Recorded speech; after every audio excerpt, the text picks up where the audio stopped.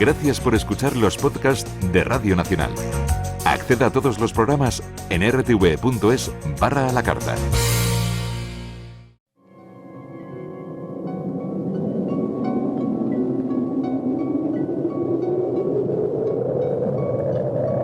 Solo cuando el túnel está en la más absoluta oscuridad es cuando puede volver otra vez la luz.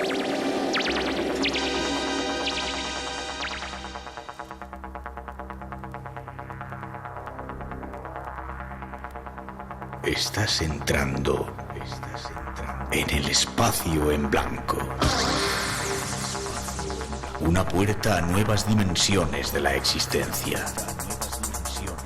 Una nueva perspectiva sobre la realidad. Espacio en blanco.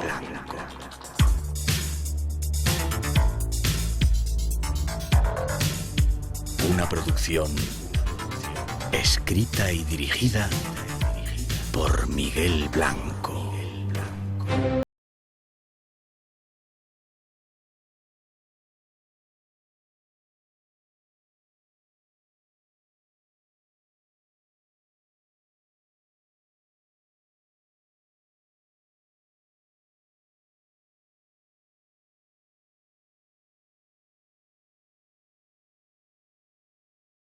Comenzamos en directo cuando son las 2:07, 1:07 en las Islas Canarias, desde el estudio 101 de la Casa de la Radio, con los saludos de todo el equipo que esta noche se encarga de realizar el programa.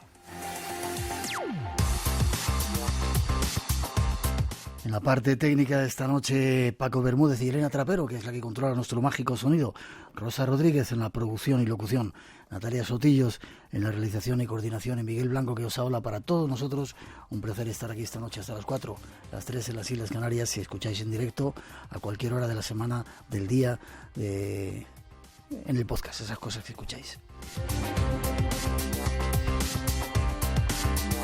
Y abrimos canales de comunicación. También la bienvenida a todos los que a través de la radio online, sabemos que en un montón de países estáis sintonizando esta emisión.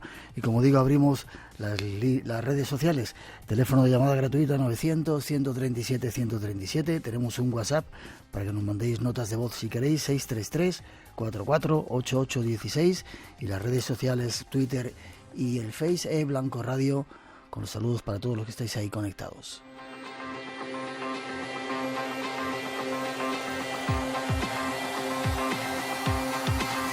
Y esta noche nos vamos de viaje a destinos muy especiales con un guía de excepción. Tras esa introducción lo vamos conociendo.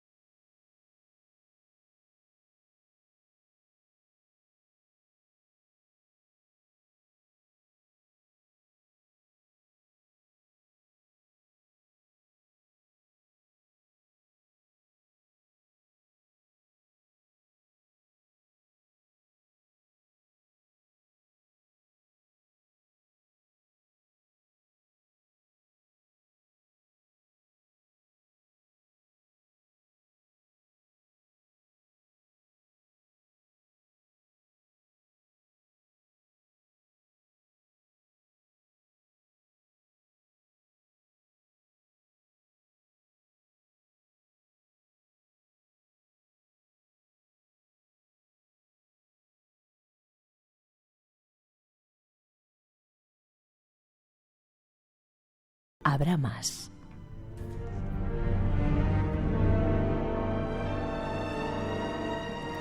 Una leyenda negra que campea sobre España. Esta noche averiguaremos algunas de sus causas. Estas son nuestras intenciones. Ponte cómodo. El viaje hacia el Pacífico comienza.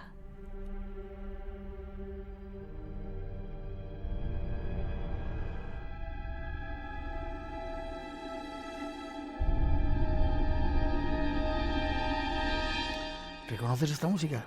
Sí, me es familiar. Es familiar. El Pacífico no es un océano muy tranquilo. Yo cada vez que me baño en él... No, en el Pacífico pasan muchas cosas. Sí. El Pacífico es un océano bravo, ¿eh? Daniel Landa, nuestro invitado esta noche. Buenas noches, Daniel. Muy buenas noches. Un placer que estés de nuevo con nosotros. Bueno, para mí también volver aquí es un placer enorme. Señor director de la 2, queremos más documentales de este señor, de Daniel Landa. El último que has hecho, Pacífico. Sí. Pacífico. Se lo vuelvo a repetir, señor director de la 2, por favor, queremos ver más documentales. A ver si nos oyen, ¿no? Espero que nos oigan. Nos escucha mucha gente, o sea que igual sí nos oye el señor director de la 2 o de la 1. Sí. ¿Cómo alguien de... Perdón, ¿qué ibas a decir?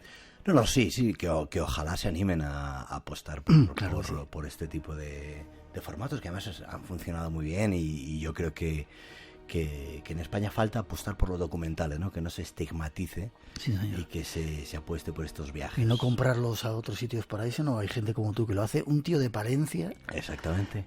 De la capital, como dice. ¿Cómo te vas de viaje y te haces un viaje a la vuelta al mundo y luego de repente una serie como esta de Pacífico que a mí me ha apasionado lo que he visto? Bueno, pues por eso que dices, porque me apasiona a mí también hacerlo, contarlo, porque al final uno convierte su oficio de periodista en este maravilloso trabajo de viajar por el mundo encontrando historias que merecen la pena ser contadas.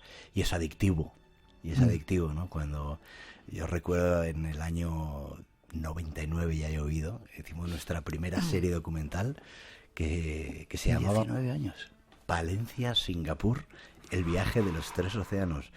Y con un palentino, con Alberto Fernández Salido y un madrileño, recorrimos la distancia que separa de Palencia hasta Singapur para contarlo en nuestro primer documental. Y a partir de ahí ya dijimos, pues yo por lo menos pensé, estoy perdido. Esto es claramente lo que quiero hacer.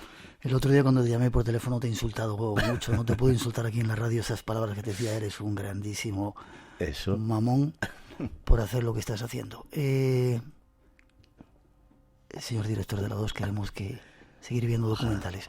Pacífico, es la última serie que has hecho. ¿La han puesto esta mañana en la 2, en Televisión Española? Esta tarde han emitido el último capítulo, que es el del viaje de los maoris que nos llevó hasta Nueva Zelanda, donde pusimos el broche final a la serie de 10 capítulos. Sí. Vale. 900-137-137, si queréis preguntar algo. Supongo que si no habéis visto la serie, yo os la recomiendo. Se ve en Televisión Española y en otros... Sí, se está emitiendo en otros países. Aquí en Televisión Española, bueno, pues posiblemente la volverán a emitir, no sé cuándo. ¿A qué hora? ¿Has dicho que la han puesto hoy? La han puesto hoy. Es sábado. Hoy es sábado. Hoy a las 6:30 de la tarde la han emitido y la repetirán el viernes a las 11:30 de la mañana, más o menos. Quien quiera verlo también tiene la televisión a la carta. Este último capítulo todavía estará toda esta semana visible. Entras en el podcast ese o Televisión a la carta de Televisión Española y ya lo podéis ver y yo lo recomiendo. Como digo, 900-137-137. Esta noche con Daniel vamos a hacer un experimento. El programa va a durar un poquito, la parte que tenemos dedicada al primer invitado, un poco más porque tiene muchas cosas que contaros. Con eso empezamos, ya veréis.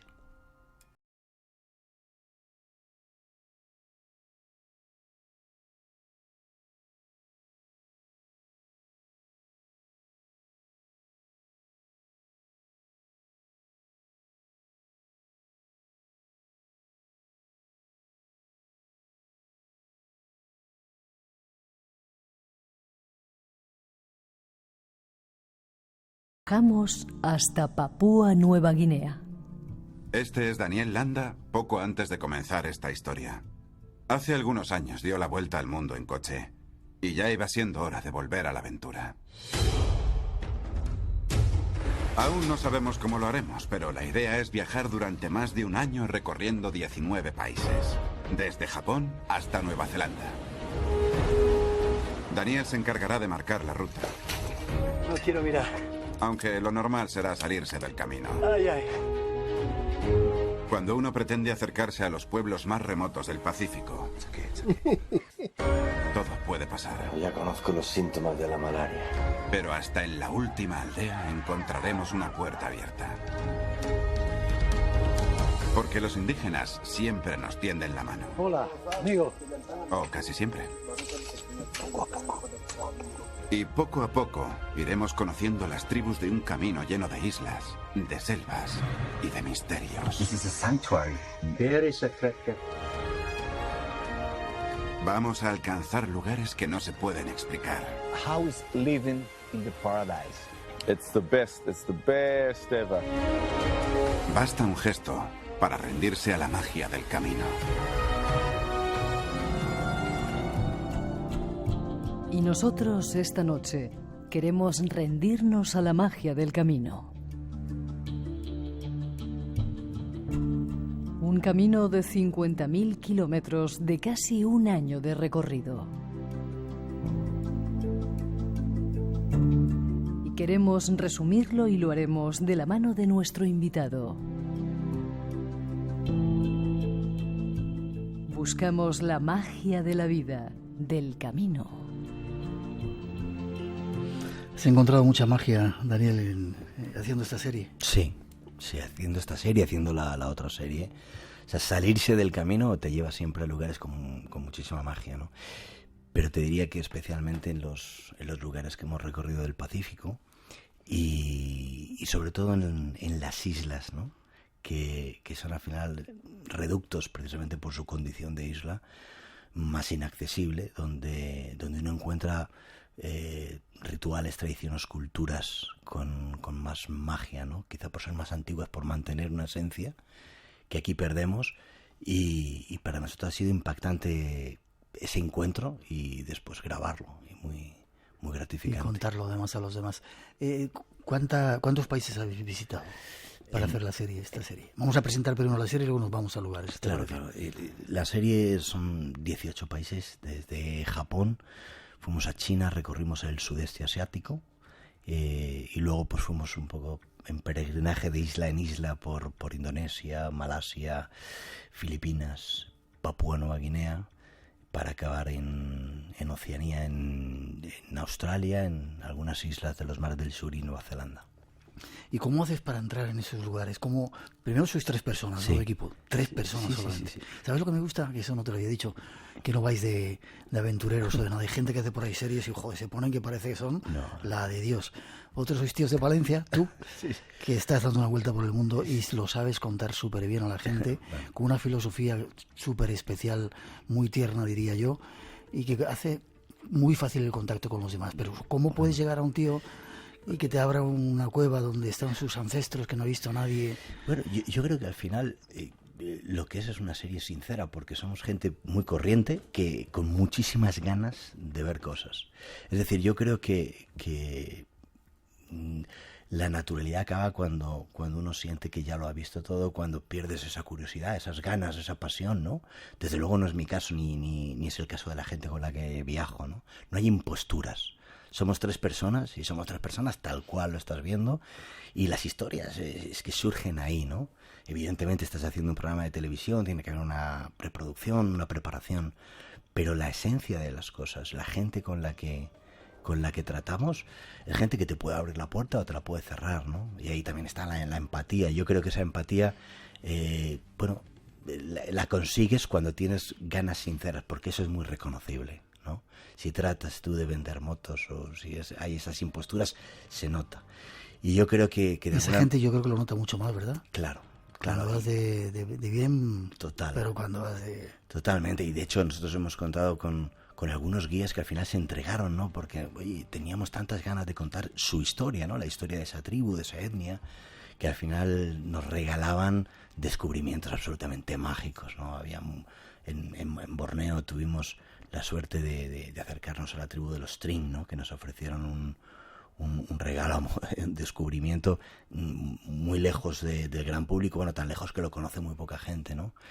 Y hay esa conexión, ¿no? Primero con la gente, porque, bueno, te interesas por ellos, les escuchas, y ellos al final acaban correspondiéndote, contándote cosas que la mayor parte de la gente pues no conoce. Esos viajes que vosotros hacéis supongo que te alimentan un montón, ¿no?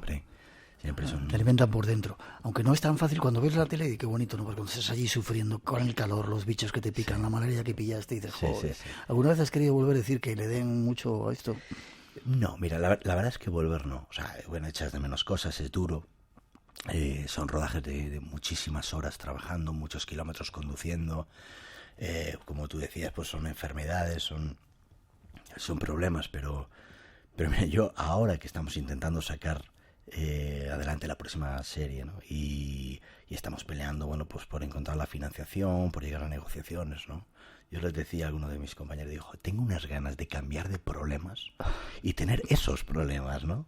Los problemas de a ver cómo me quito el barro, dónde duermo mañana, porque esos son problemas sanos, ¿no? Al fin y al cabo, problemas que van haciendo camino y van contando historias, ¿no? Los que tenemos ahora es un estancamiento luego menos sobrellevable. Luego hablaremos de ello. Cuando vais a esas tribus, a esos lugares, ¿dónde dormís? ¿En sus cabañas? Bueno, hay de todo, ¿no? Hay viajes que son más de un día, pues oye, pues simplemente estás en un hostal, normalmente no llegamos a la condición de hotel, ¿no? Un hostal modesto y bueno, pues de ahí vas a hacer un recorrido y a veces tienes la opción de volver, ¿no? Pero por lo general las buenas historias, sí, duermes en las cabañas de los indígenas, hemos dormido al raso en ocasiones, en tiendas de campaña si estás en Australia en un largo recorrido, no sé, y con algunas tribus, pues evidentemente te tienes que adaptar a lo que ellos hagan, solo que llevas un equipo muy complejo y muy sofisticado, ¿no? Que hay que cuidar más que el de uno. Yo recuerdo que en algún sitio dormíamos en una especie de hamaca colgada en los árboles, pero el equipo estaba como entre algodones cubierto para que no se empapase, porque es más importante la salud del equipo a veces que del equipo técnico de la cámara que de uno, ¿no? Pregunta ya a los siguientes preguntando si hay alguna tribu todavía caníbal en ese Pacífico fabuloso. Pues verás, el tema del canibalismo siempre se suele malinterpretar como una especie de costumbre de comerse unos a otros, ¿no? El canibalismo es un ritual ancestral que tiene mucho que ver con la parte espiritual, ¿no? Con el poder comer el corazón del enemigo para adquirir su fuerza y cosas de estas, ¿no? Entonces, por lo general no hay caníbales. Yo no me encuentro a nadie que diga, mira, yo practico el canibalismo. Sí me dijeron, sí, mira, mi abuelo sí que comía carne humana, ¿no? Y lo que yo estoy convencido es que en determinados lugares todavía hoy, pero esto es una opinión mía personal, pero por lo que hablo con algunas tribus, como lo que yo pude ver en Papúa Occidental con los Korowai, ¿no? Tribus que que viven todavía en una época muy ancestral desde nuestro punto de vista. Estoy convencido que cuando hay una guerra, cuando hay un conflicto realmente serio, todavía utilizan ese tipo de tradiciones. A ver, no lo puedo decir con total certeza, pero realmente están tan desapegados a lo que somos, a lo que es la vida occidental, que yo no encuentro razones para haber abandonado esa tradición que es muy antigua y que sí que se sabe que antes se practicaba. Este es nuestro invitado, con él nos vamos de viaje hacia algunas islas a través del Pacífico. Tras esa introducción nos vamos metiendo de lleno.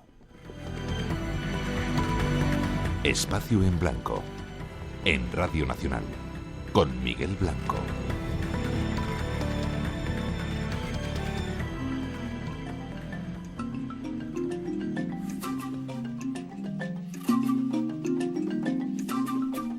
Es hora de dar el salto a Indonesia, decididos a adentrarnos en el lado salvaje.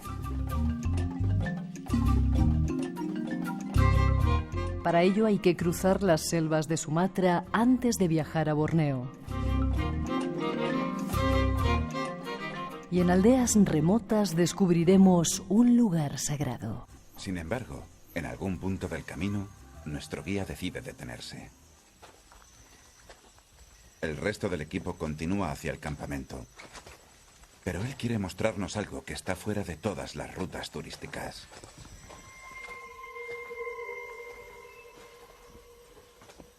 Esta es una roca sagrada para los Tring. Nos ha pedido que le sigamos y no hacemos más preguntas. La humedad y el calor hacen que todo sea más difícil. Esto es demasiado estrecho, así que le tenemos que pasar. El equipaje que llevamos hemos dejado parte en la entrada a Willy. Thank you, Willy. ¿Qué? Los tres estamos cansados. Pero intuimos que hay una buena razón para haber subido hasta aquí. Tenemos que hacer un último esfuerzo entre las lianas. Dios mío, lo que estamos viendo desde aquí. Dios mío. Y ahí está, un cementerio donde los Tring honran a sus muertos.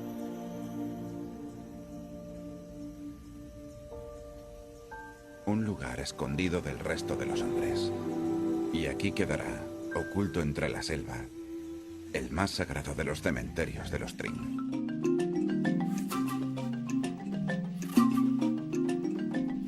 Un cementerio desconocido, oculto en la selva. Conozcamos más detalles. Pues te parece, Daniel, vamos desgranando algunos de esos misterios que sacas en la serie. ¿Esto dónde es? ¿En qué isla? Sí, mira, antes de hecho, precisamente mencionaba, me vino a la cabeza esta historia. Esta es en la isla de Borneo, en la parte de Malasia, en Sarawak. Bueno, pues en un trekking que estábamos haciendo con uno de esos guías implicados, que entendió que lo que queríamos era contar la historia de esos pueblos, más que ir a grabar esas montañas, que son espectaculares, y las selvas, era contar la historia de los hombres que habitan esas selvas. Y él pertenecía a la etnia Tring, que es una de las etnias que hay allí, igual que los Penang o los Dayak. Son etnias de Borneo que han vivido siempre en comunión absoluta con la selva que está desapareciendo, ¿no? Sí, ¿con poco contacto con la civilización? No, los Tring tienen un contacto absoluto con la civilización. Lo que guardan con celo es el reducto de sus antepasados, que ni siquiera para los propios Tring es accesible. Solo unos pocos descendientes de sus antepasados conocen ese lugar sagrado al que hacía referencia en el documental, ¿no? Y realmente para mí es una sensación... ¿Era una cueva? Era una roca hueca en mitad de la selva, ¿no? Para encontrar esa roca tenías que desviarte del camino principal, que lleva a un sitio turístico espectacular, pero estábamos a un sitio turístico no masivo, en cualquier caso, con lo cual un sitio poco transitado. Pero él nos desvió por un camino secundario, abriendo con el machete como en las películas de Tarzán, ¿no? De hecho, uno se siente ahí, yo me sentí muy Indiana Jones, ¿no? Descubriendo de repente una roca enorme que había que ascender por dentro, porque había como unos pasadizos, unos recovecos, y agarrados por lianas fuimos ascendiendo esa roca que tendría 4 metros, 5 metros de alto, y cuando llegamos a lo alto había una oquedad, de verdad que el sitio era alucinante, ¿sabes? Totalmente rodeado por lianas, un calor asfixiante, ¿no? Y de repente lo ves ahí, pues una serie de vasijas chinas de la dinastía Ming, con ya el valor solamente de las cerámicas que rodeaban todo ya era impresionante, y estaba todo lleno de esqueletos, ¿no? De calaveras y de esqueletos de antiguos guerreros de la dinastía Ming, de la etnia de los Tring.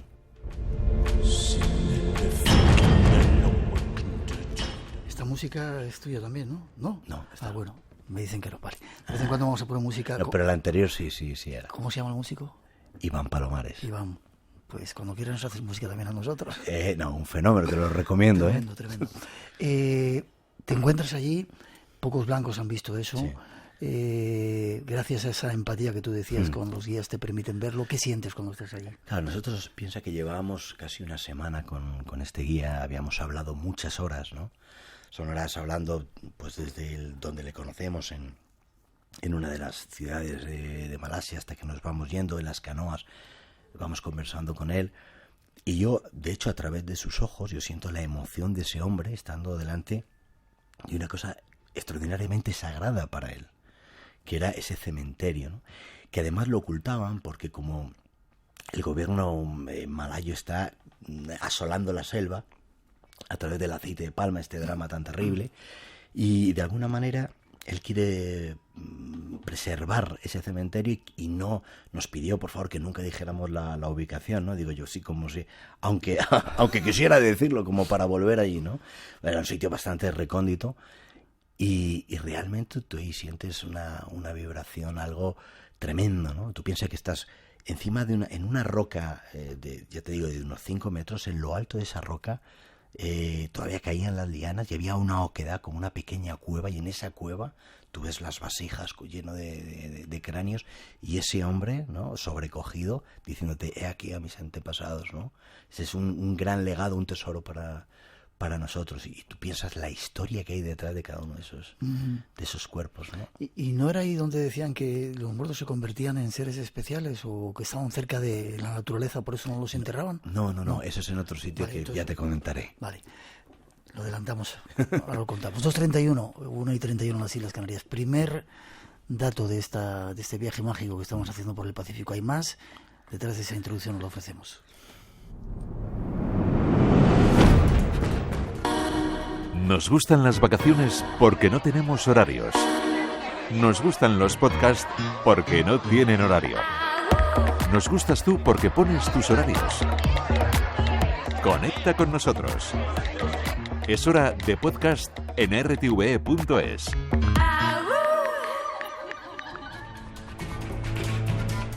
Espacio en Blanco. Tu cita con lo desconocido. En Radio Nacional. Con Miguel Blanco.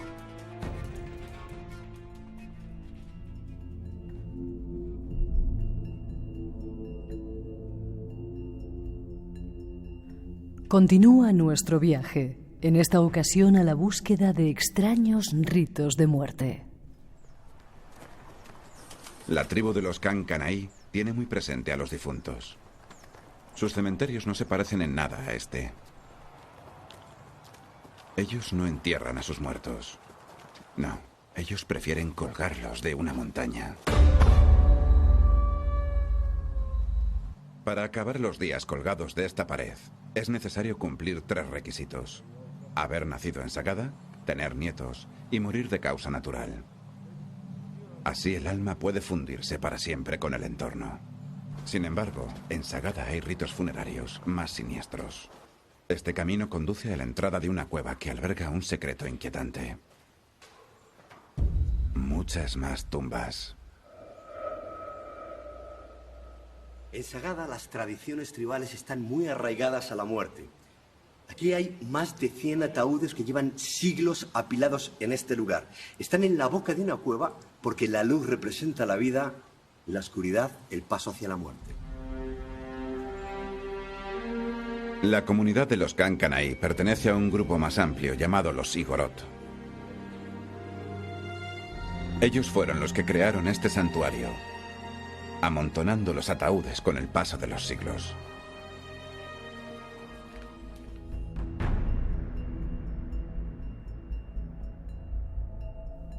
La localidad de Sagada. Ataúdes colgados y ataúdes en la boca de la cueva.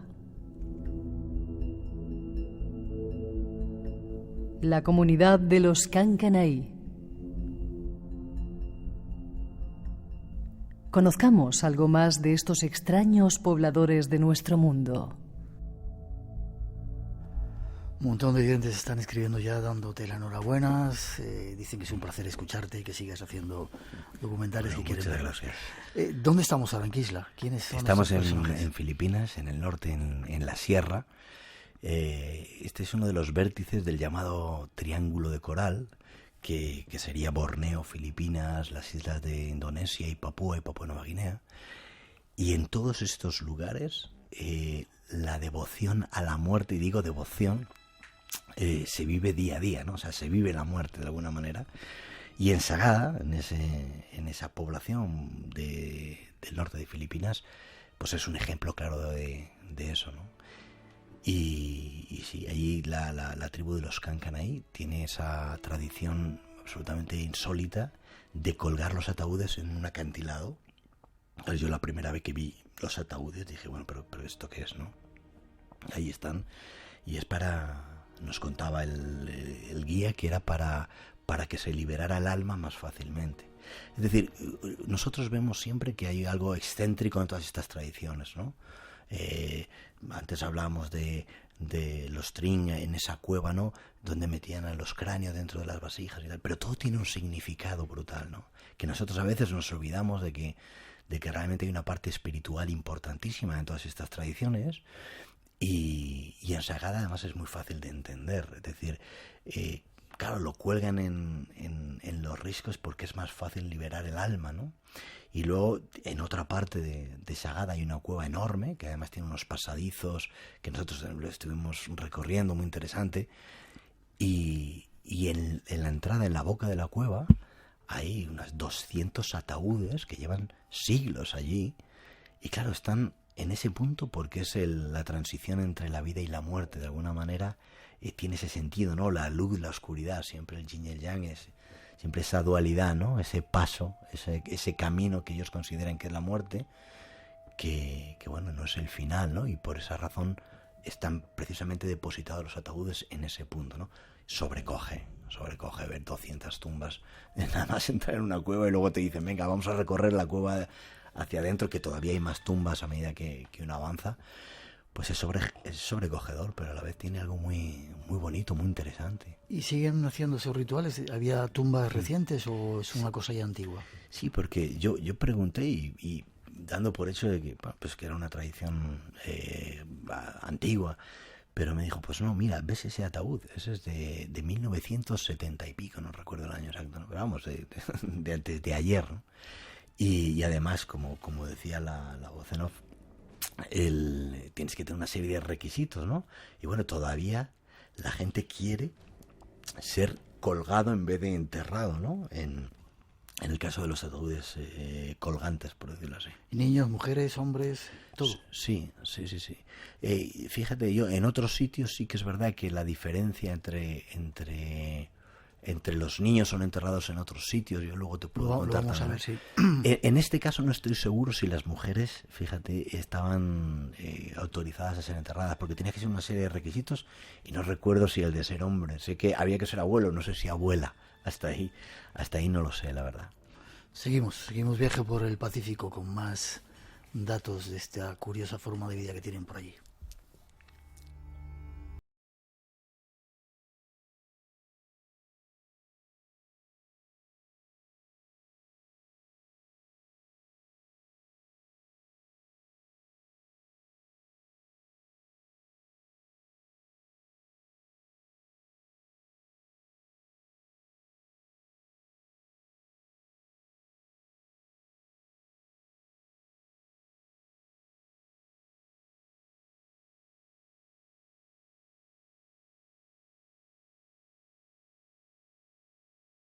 Bendecidos por el chamán, debemos alejarnos hacia arriba.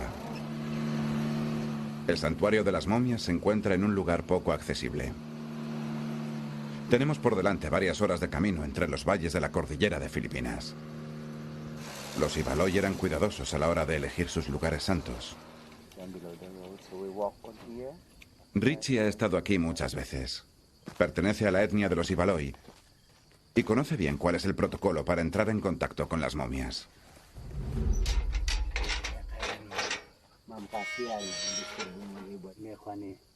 Es imprescindible realizar una ofrenda.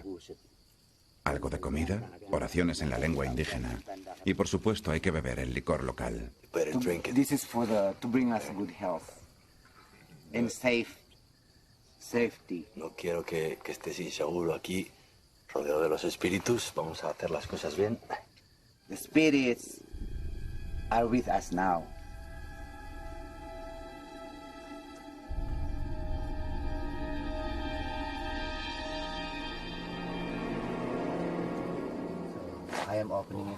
Aquí cuesta respirar. Dios mío. Cientos de años lleva este cuerpo momificado de un bebé pone en posición fetal durante todo este tiempo.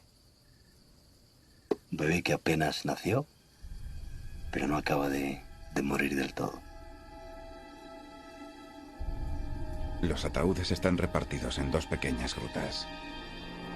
Algunas de estas momias podrían tener 800 años, aunque se cree que esta práctica es mucho más antigua.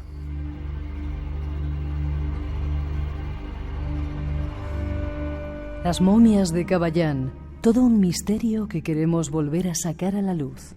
Y algo más. Al margen de las momias hay un santuario con 400 cráneos de diferentes épocas.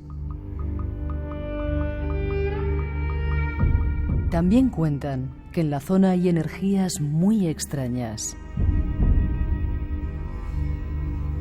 incluso con avistamiento de luces en una laguna en la que, por cierto, los árboles se mueven solos al paso de los hombres. Nuestro invitado nos cuenta. Pues ahí vamos a Cavallán, seguimos en Filipinas, ¿no? Sí. Cavallán a mí me parece un lugar excepcional en lo que respecta a ponerte la piel de gallina por muchísimos aspectos. Es un sitio muy, muy especial, muy inaccesible, es decir, se tarda mucho. Quiero decir, ¿se llega fácilmente? ¿Un turista, yo puedo coger mi maleta y voy allí? O... Puede llegar, hay carreteras muy sinuosas por la sierra, además paisajes espectaculares también. Pero bueno, hay muy poquito turismo. O sea, nosotros creo que éramos los únicos turistas que estábamos en Cavallán cuando llegamos. Bueno, había me parece una pareja de italianos y tal por ahí despistados, pero vamos, desde luego no es un lugar turístico. Y creo que merece mucho la pena por muchas cosas. O sea, como te digo, las terrazas de arroz, esos montes son espectaculares, pero sobre todo pasan muchas cosas, ¿no? Y te lo cuentan. Además, es de esos sitios donde te lo cuentan todo un poco en susurros, ¿no? Le digo, pues mira, si vas a la laguna allí, tú no sabes que hay avistamientos de luces, no me digas, ¿sí? Y si vas andando por una orilla, en la orilla contraria se mueven los árboles, ¿sí? Y nosotros fuimos porque hizo mucho viento, y ya te adelanto que por desgracia no pudimos verlo porque se movían los árboles, pero nos moviéramos o no, o sea que... Pero sí que es verdad que el sitio y la población ya de por sí es tiene ese aura de aquí pasa algo, ¿no? O sea, íbamos por un vecino nos dijo, mira, si queréis, aquí hay una cripta donde hay un lugar mortuorio, donde hay unos 400 cráneos. ¿Cómo 400 cráneos? Y bajamos al lado de un jardín y efectivamente estaban los 400 cráneos, que no se sabía cómo se habían ido apilando allí, ¿no?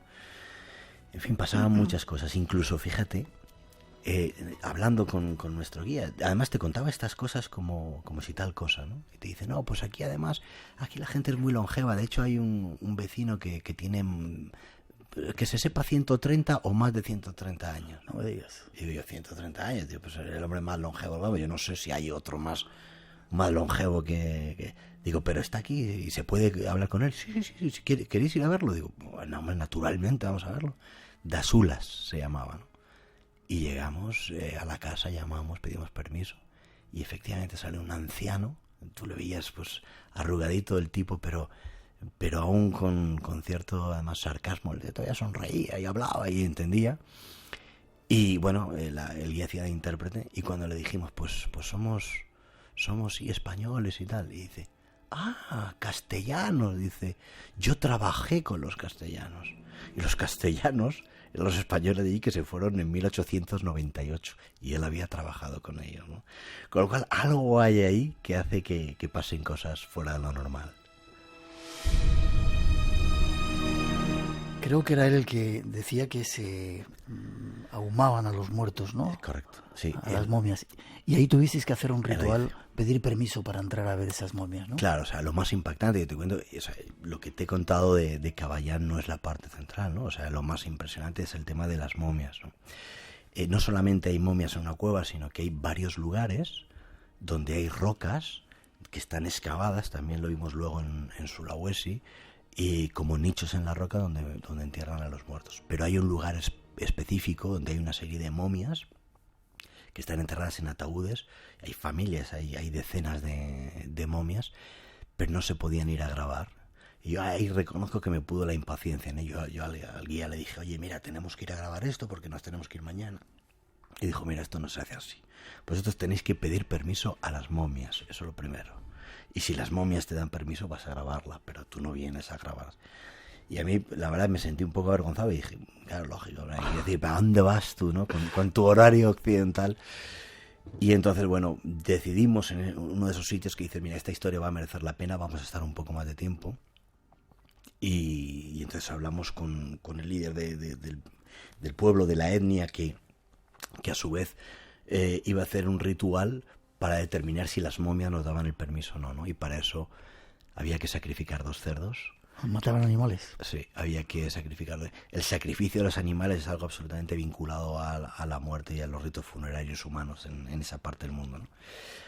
Y también, dicho sea de paso, aprovecharon todos pues para hacer una fiesta todo el pueblo, o sea, porque aprovechan el ritual y ellos son encantados, ¿no? Con los licores que ellos preparan, ¿no? Con unos licores terribles que hicieron que además medio pueblo se acabase desplomado y nosotros casi, ¿eh? Porque ¿Desplomado bueno, qué significa? ¿Borrachitos? Borrachos, total. Hasta el propio chamán, bueno, al final decidió que sí, porque él miraba el estado de la bilis del cerdo y si estaba bien, pues podíamos grabar, si no, no. Y lo miró, estuvo dudando, tomó un poco más de licor, le debió animar y dijo, venga, sí, podéis ir a grabar. Y gracias a eso, pues pudimos ir a grabar a las momias, que fue realmente conmovedor. ¿Momias muy antiguas? Pues había de diferentes épocas, pero tenían más de 500 años. Yo insistía mucho en la época, digo, ¿pero de cuándo es, no? Hasta que, bueno, entiendes que el guía tampoco te sabe decir exactamente, ¿no? Decía él más de 500 años, yo no sé exactamente, pero decían que la tradición por lo menos tenía 1000 años de antigüedad. Ya. Y me contabas, hemos puesto una fotografía de esas momias en las redes sociales, me contabas que alguna gente que ha ido ahí con prisas, sin pedir permiso, han tenido que pagarlo, ¿no? Como iba yo, osado de mí, a intentar grabar allí de cualquier manera, ¿no? No, algunos se saltaron el ritual y nos contaron casos de varias expediciones también o equipos de grabación que tuvieron problemas. Alguno tuvo un accidente muy serio el mismo día o al día siguiente de grabar. Además, un accidente muy tonto en un terraplén cayó y lo tuvieron que evacuar en helicóptero porque sostenían todos que es que había grabado sin permiso, ¿no? Y otro equipo de grabación también lo hizo sin permiso y cuando llegaron no sé si eran europeos, no recuerdo exactamente dónde, y cuando llegaron a su país, pues, todo el material estaba en negro. Las momias nos habían querido dejar grabar. Y nosotros, la verdad, cumplimos todos los requisitos y el material que tuvimos me parece suficientemente elocuente de lo que es ese lugar, ¿no? Pero vivirlo allí, o sea, entrar en esa cueva. Además, fíjate, hubo un momento que yo le pedí al guía, le dije, ¿y podemos grabar aquí solos nosotros, ¿no? Estaba con Geray en mi cámara, un tipo de un 86 muy grande que tenía que agacharse porque me daba yo, imagínate él. Y nos dejó solos. Y dijo, podéis, aparte, cuando tú llegas a ese lugar, tienes que ofrecer, igual que se ofrece la Pachamama, ¿no? En Latinoamérica, a la tierra, a las momias, haces unas oraciones, haces un ritual, haces una ofrenda y entonces entras, después de los cerdos y después de todo, ¿eh? Es decir, hay que ser muy respetuosos, esa es la cuestión. Y una vez que entramos y estábamos allí solos, a mí me dicen, no puedes destapar los ataúdes, ¿no? Que son... Sí, claro, tú mismo tienes que descorrer un ataúd que pesaba lo suyo, de madera, de estas pesadas, y solamente descorrer y ver aquellos cuerpos con la antorcha de la cámara, estamos en la oscuridad, sobrecoge muchísimo. A mí de verdad se me ponían los pelos de punta de estar allí, ¿no? Pero de repente ahí me entró un respeto, sobre todo. O sea, no es miedo, ¿no? Es más bien el respeto de decir, bueno, es que estas momias, estos cuerpos llevan aquí cientos de años momificados, y lo más curioso, Miguel, es que tenían una posición extraña, como si hubieran muerto instantáneamente, como en Pompeya, ¿no? Cubriéndose los ojos, con la cara desencajada, con la boca abierta. Y bueno, el guía decía que si eso, bueno, pues algunos lo asociaban a una intermediación del espacio y tal. Así que yo ya no sé al final cuál es la causa de eso, que decía que si podía, que algunos sostienen que esto era por una intermediación alienígena y lo sostenían con cierto fundamento, con cierta fuerza o vehemencia. Yo no lo sé. Lo que es extraño es ver el cuerpo momificado de alguien como si estuviera siendo atacado, cubriéndose el rostro con las manos. Impresiona. La magia sigue estando viva en esos sitios. Y tanto. La magia y la leyenda, ¿no? Y de alguna manera el respeto que todos los habitantes tienen hacia sus momias, que como decía Dasulas, de 130 años, sí, nosotros ahumábamos a los muertos, que es la forma de desecarlos cada vez para momificarlos. Seguimos adelante, seguimos tratando de buscar la magia en el camino y en este viaje que ha hecho Daniel Landa y sus compañeros.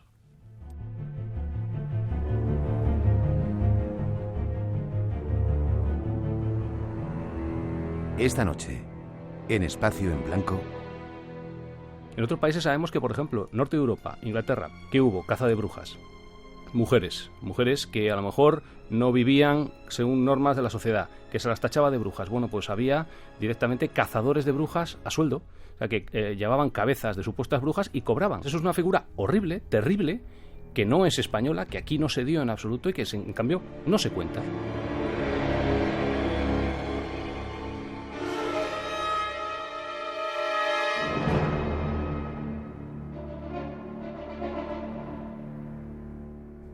Seguimos viaje.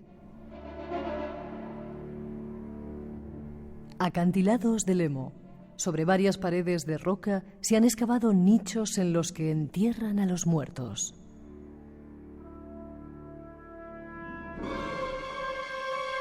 Además se tallan muñecos de madera, tautau, que representan al fallecido.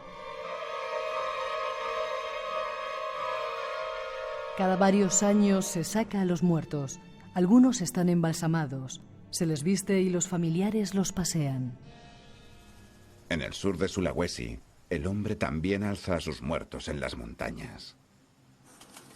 El acantilado de Lemo es otro cementerio en vertical. A diferencia de los que vimos en Sagada, los ataúdes no están colgados, sino que los difuntos se introducen en nichos cavados en la roca. Johannes, nuestro guía Toraya, realiza una pequeña ofrenda. Es habitual regalar cigarrillos a los espíritus que habitan la roca. Cada tumba está custodiada por un tautau, un muñeco de madera que representa al fallecido. Solo las clases más altas descansan en estos nichos. El sur de Sulawesi está lleno de rocas sagradas. Johannes nos conduce a otro lugar donde la naturaleza también alberga muerte. Here we can see the cave, and the cave are there still used. Really? Really? Estamos entrando en la cueva de Tampangalo, uno de los lugares más venerados por los Toraya. Según su creencia, cuando una persona muere, se convierte en un semidios y adquiere poderes para proteger a los vivos. Por su parte, los allegados le honran construyendo los tautau y llevando prendas de vestir o cigarrillos. Hay más de 400 calaveras por toda la gruta. Y solo algunos ataúdes de madera han conseguido resistir el paso del tiempo.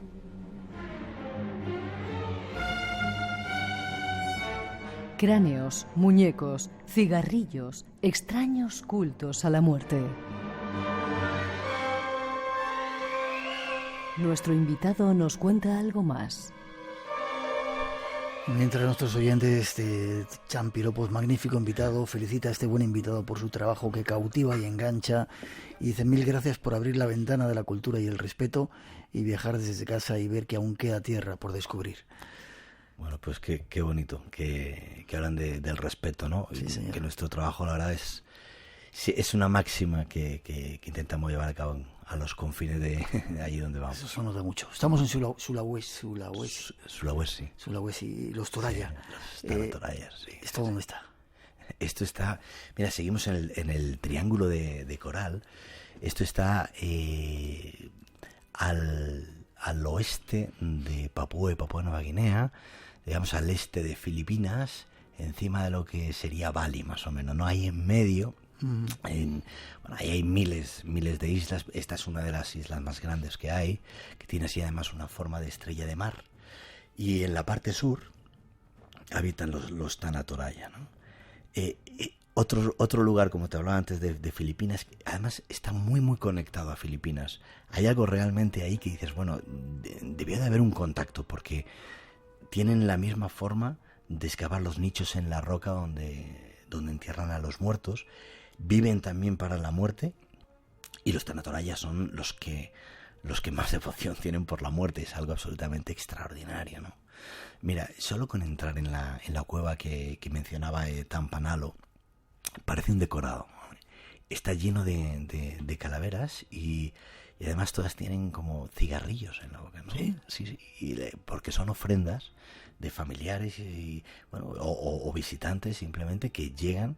Ellos tienen la conciencia de que los antepasados que están allí están velando por nosotros y por lo tanto hay que corresponder la visita pues llevando comida, llevando cigarrillos, ¿no? Por eso ves un montón de cigarrillos. Dice, ¿por qué les dan cigarrillos? Bueno, pues se supone que muchos allí murieron por eso y la verdad se los ofrecen, ¿no? ¿Y los tautau, que son los muñecos de madera o qué son? Sí, a ver, el tautau es algo, para mí tiene un aspecto un tanto siniestro, ¿no? Porque son muñecos de madera que tratan de representar a los muertos.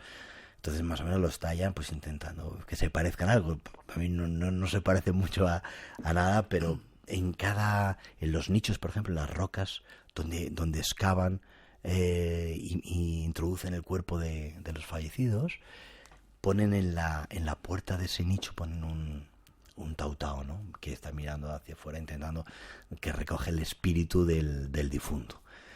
Y luego están los ataúdes que tienen forma de barco, igual que la barca de los muertos en Egipto. Es decir, al final son culturas todas conectadas, ¿no? Es el tránsito a la muerte. Igual que antes veíamos te comentaba en la cueva de Sagada, ¿no?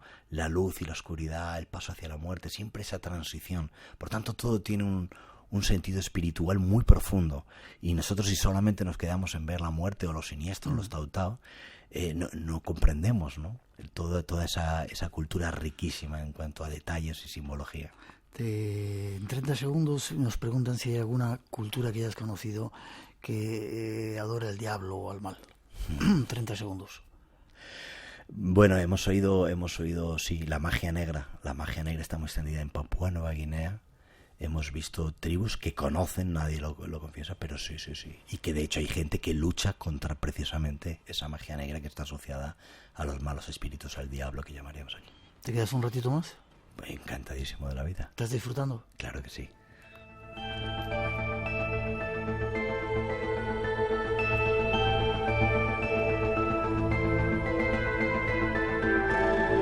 Yo también estoy disfrutando mucho y espero que nuestros oyentes dicen saludos a Daniel. Es una enciclopedia. Antes de despedirlo, que nos diga, por favor, dónde y cuándo ver sus documentales. Señor director de la 2, queremos ver más documentales. Sí. Se ven en la 2 y... Bueno, de momento, mira, los tenemos... Muy poco tiempo, date prisa para decirlo. Vale, viajesalpasado.com, pueden comprar la serie en Blu-ray o DVD. Vale, viajesalpasado.com. Tenemos que hacer una mínima pausa. Llegan las noticias a las 3, las 2 en las Islas Canarias. Enseguida regresamos. Tenemos todavía unos cuantos destinos en el Pacífico y otras cuantas sorpresas para ofreceros en este programa de hoy especial con Daniel Landa, que va a durar un poquito más en cuanto al invitado, unos cuantos minutos más porque hay muchos sitios para visitar. 900, 137, 137. Estás en Radio Nacional. Enseguida volvemos.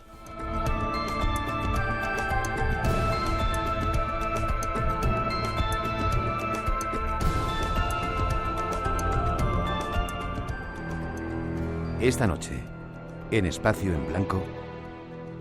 En otros países sabemos que, por ejemplo, Norte de Europa, Inglaterra, que hubo caza de brujas. Mujeres que a lo mejor no vivían según normas de la sociedad, que se las tachaba de brujas. Bueno, pues había directamente cazadores de brujas a sueldo, o sea, que llevaban cabezas de supuestas brujas y cobraban. Eso es una figura horrible, terrible, que no es española, que aquí no se dio en absoluto y que en cambio no se cuenta.